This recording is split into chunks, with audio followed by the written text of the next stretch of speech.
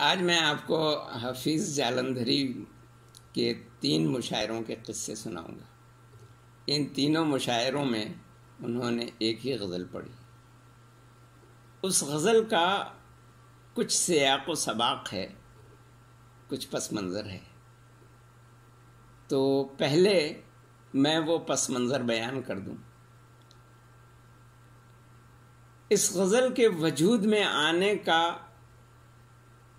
جو سبب ہے، اس کے پیچھے سقوط مشرقی پاکستان کا سانحہ ہے۔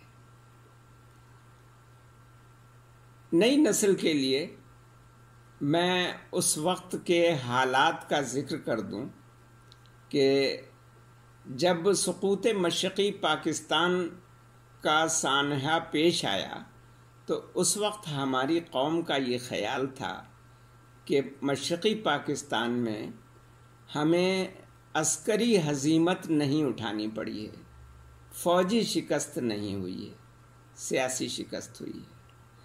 93,000 فوجیوں کا لڑے بغیر دشمن کے آگے ہتھیار ڈال دینا سقوط غرناطہ کے بعد ملت اسلامیہ کی تاریخ کا ایک بہت بڑا المناک اور شرمناک واقعہ تھا۔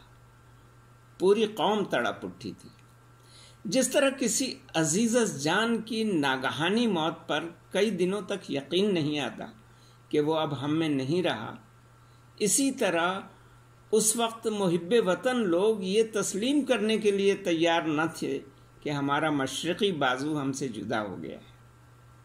شیخ مجیب الرحمن جو مغربی پاکستان میں قید تھے، انہیں بربنائے اکثریت وزیر اعظم بنانے کے بجائے فوج کی طرف سے ذوالفقار علی بھٹو صاحب کو بیرون ملک بلا کر کے اقتدار سونپ دیا گیا۔ ان کو civilian chief martial law administrator بنا دیا گیا۔ ان کی جماعت قومی اسمبلی میں ایک بڑی جماعت ضرور تھی، لیکن خود مغربی پاکستان کی بھی اکثریتی جماعت نہیں تھی۔ ان کی جماعت کو صرف صوبہ سندھ اور پنجاب میں اکثریت حاصل ہوئی تھی۔ بھٹو صاحب نے اقتدار سنبھالتے ہی راتوں رات شیخ مجیب کو لندن بھجوا کر ان سے گویا جان چھڑا لی۔ اب ان کے اقتدار کو کوئی مسئلہ درپیش نہیں تھا۔ اگر درپیش تھا تو بس یہ مسئلہ تھا کہ اس دکھی قوم سے بنگلہ دیش کو کیسے تسلیم کروایا جائے، کیسے منظور کروایا جائے۔ اس کے لیے انہوں نے اسلامی سربراہی کانفرنس کا ڈول ڈالا۔ یہ وہی کانفرنس تھی جس کی یادگار آج بھی پنجاب اسمبلی کے سامنے ایک مینار کی صورت میں کھڑی ہوئی ہے۔ 1974 میں پاکستان کی درخواست پر لاہور میں اسلامی سربراہی کانفرنس کا انعقاد ہوا۔ یوں تو یہ کانفرنس ذوالفقار علی بھٹو صاحب کی طرف سے اس دل شکستہ قوم کے لیے ایک حوصلہ افزا کارنامہ تھا، مگر اسی کانفرنس میں مشرقی پاکستان کو ایک علیحدہ ملک کی حیثیت سے اور بنگلہ دیش کے طور پر تسلیم کروانے کے لیے قرارداد پیش کر کے منظور کروا لی گئی۔ اس اچانک اعلان سے قوم کو تکلیف ہوئی۔ اس وقت یہ صرف ملت اسلامیہ پاکستان ہی کا جذباتی مسئلہ نہیں تھا۔ امت مسلمہ کے دیگر ممالک میں بھی کچھ ممالک میں ایسے عزائم پائے جاتے تھے کہ اگر دنیا کی سب سے بڑی اسلامی ریاست کو اب بھی کسی طور دو لخت ہو جانے سے بچایا جا سکتا ہو اور ان کو ملایا جا سکتا ہو، ان میں کوئی کنفیڈریشن کی جا سکتی ہو، تو دنیا کی سب سے بڑی اسلامی ریاست کو بچا لینا چاہیے۔ پورا ملک اس وقت بنگلہ دیش نامنظور کے نعروں سے گونج رہا تھا۔ حتیٰ کہ کراچی کے نشتر پارک میں بھی عوامی نعروں کے جواب میں خود بھٹو صاحب یہ نعرہ لگا چکے تھے کہ اگر تم کہتے ہو نامنظور تو میں بھی کہتا ہوں نامنظور، نامنظور، نامنظور، بنگلہ دیش نامنظور، بھاڑ میں جاؤ۔ جب اسلامی سربراہی کانفرنس میں اچانک یہ قرارداد منظور کروا لی گئی تو قوم کو یہ احساس ہوا کہ اسے اعتماد میں لیے بغیر یہ کام کر کے اس کے ساتھ دھوکہ کیا گیا۔ پر امید لوگوں کو اس وقت بھی یہ امید تھی کہ شیخ مجیب کو شریک اقتدار کر کے مشرقی پاکستان کو بحال کروایا جا سکتا ہے۔ شاہ فیصل شہید بھی طاغوتی طاقتوں کی خوشنودی کے لیے کیے جانے والے اس عاجلانہ فیصلے کے خلاف تھے۔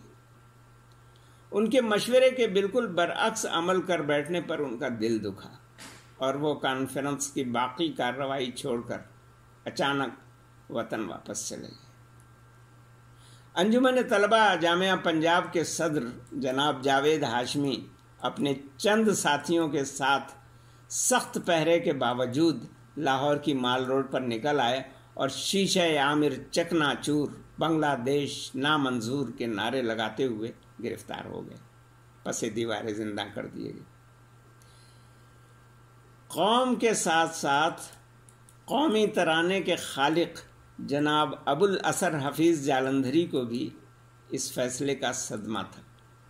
انہوں نے ایک قطعہ کہا، مگر اس وقت قائد عوام ذوالفقار علی بھٹو کے سخت احکامات، سنسر اور ان کے خوف کے سبب کوئی اخبار اس قطعے کو چھاپنے پر آمادہ نہیں ہوا۔ آخرکار انگریزی روزنامہ ڈان کے مدیر جناب احمد علی نے ہمت کی اور بڑی خوبصورت نستعلیق کتابت میں اردو شاعری کا یہ قطعہ انگریزی اخبار ڈان میں شائع ہو گیا۔ قطعہ کیا تھا؟ سر پہ راہی کے سربراہی میں کس صفائی سے ہاتھ پھیرا ہے، کارواں رہبری میں کس کی چلے، کون سب سے بڑا لٹیرا ہے۔ بھٹو صاحب شعر تو کیا سمجھتے، فلمی گانے بھی نہیں سمجھتے تھے۔ اپنے ایک ابتدائی عوامی خطاب میں البتہ انہوں نے سلامت علی کا گایا ہوا ایک گانا بڑی بے سری اور بھونڈی آواز میں گایا تھا کہ آئی ہوا گئی ہوا ساتھ لے چلی چلے۔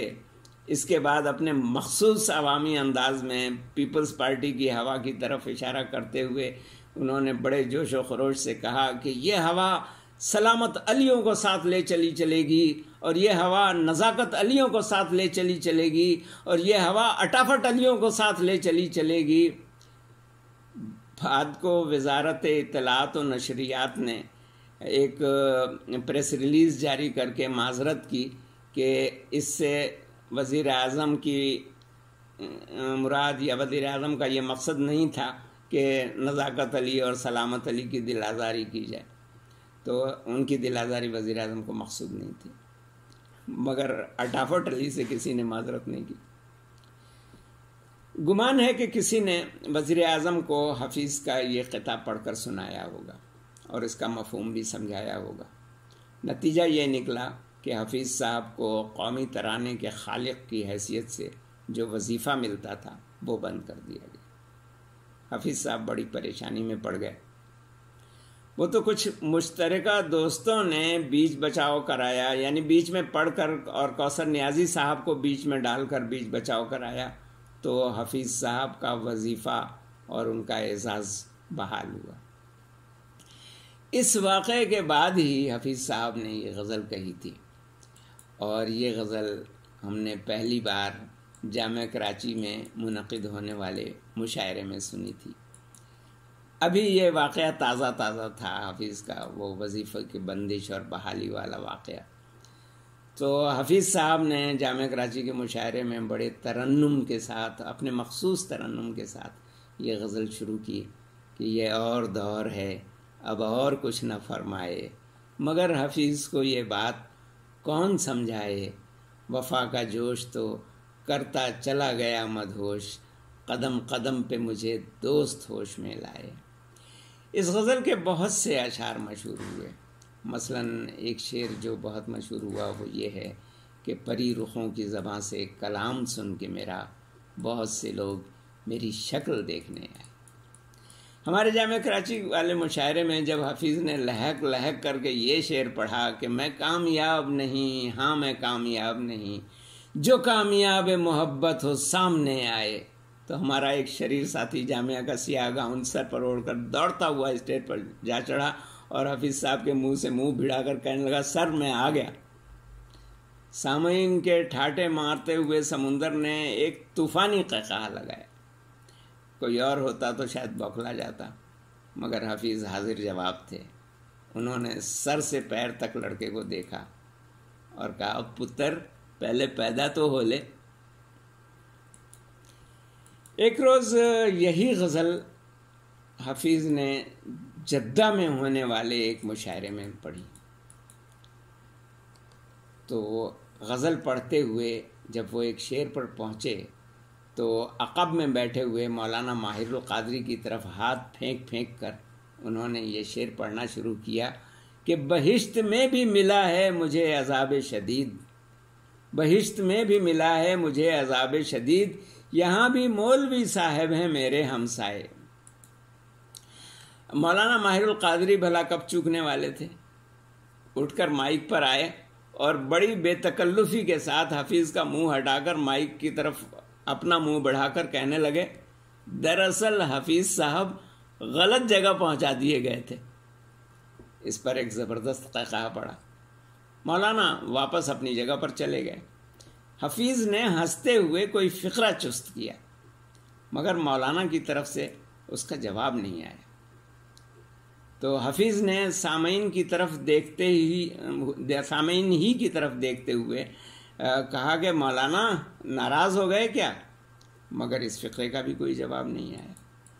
تو حفیظ نے حیرت سے پلٹ کر مولانا کی طرف دیکھا۔ جب پیچھے مڑ کر دیکھا تو انہوں نے کیا دیکھا کہ لوگ مولانا کے اوپر جھکے ہوئے ہیں اور مولانا لیٹے ہوئے ہیں۔ حفیظ بھی بھاگم بھاگ وہاں پہنچے تو مولانا پر اس وقت دورہ قلب کا حملہ ہوا تھا اور وہ اسی وقت انتقال کر گئے تھے۔ اس اچانک صدمے سے حفیظ کی ہچکیاں بن گئیں۔ وہ آنسوؤں سے روتے ہوئے مائک پر آئے اور لوگوں کو بتایا کہ مولانا ہم سے ناراض ہو گئے۔ اس سانحے کے بعد کا قصہ ہے کہ ایک مرتبہ کراچی میں یہی غزل سناتے ہوئے حفیظ نے شاعروں کے مخصوص انداز کے مطابق متوجہ کیا جمیل الدین علی کو، علی صاحب توجہ فرمائیے گا۔ جمیل الدین علی نے وہیں بیٹھے بیٹھے ہاتھ جوڑ دیے، حضرت مجھے تو معافی رکھیے۔